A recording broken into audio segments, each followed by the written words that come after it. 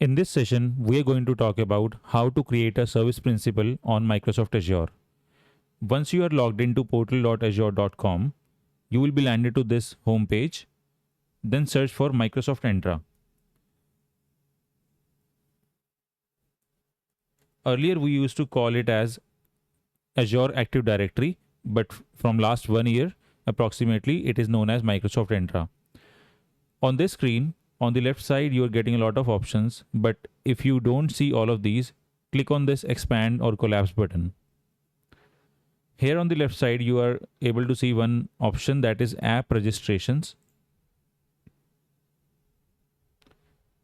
I already have one application by name of SPKG Dev, but we can also create another one by clicking on new registration. Here we can provide any name. Let's use KG Learning Dev. And it is asking who can use this application or can access this API. So I want to just provide the access to the entire directory of my organization in my single tenant. If you have multi-tenancy architecture, you can choose for the alternative options as well.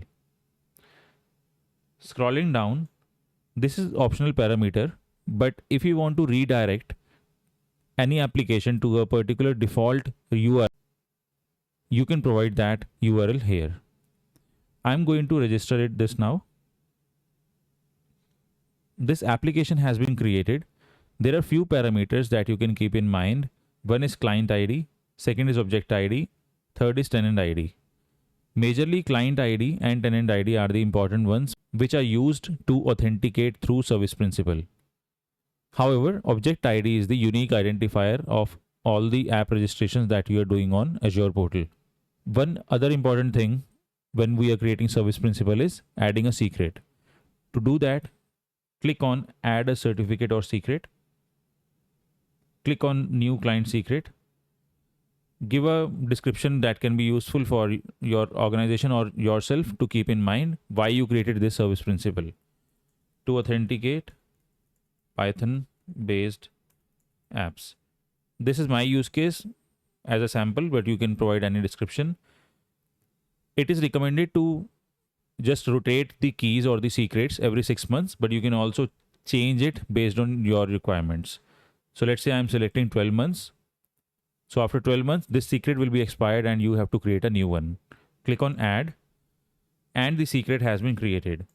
You can keep this secret value somewhere in a secure place, because after creating the secret and providing the service principal access to your Azure applications or services, if anyone gets this secret along with the client ID and tenant ID, they can authenticate to your applications from anywhere. So keep it safe, and this will be available just now. As soon as you go on any of the other window on this Azure portal, you will not be able to see this secret again. In that case, if you forget to save it or you missed it, you have to create the secret again by deleting this or by keeping this as well. So I'm going to copy this and keep it safe in some storage. You can also save it on Key Vault. Then you also get secret ID, which is the unique identifier for each secret that you are creating. This is how we create a service principal on Azure. Now you are ready to provide the access to this service principal in any of the applications or services of Azure, and then start authenticating through this mechanism. To verify if the service principal has been successfully created, go to app registrations again, click on refresh. Now we have another service principal by name of KG Learning Dev. I hope this was helpful for you. Thank you.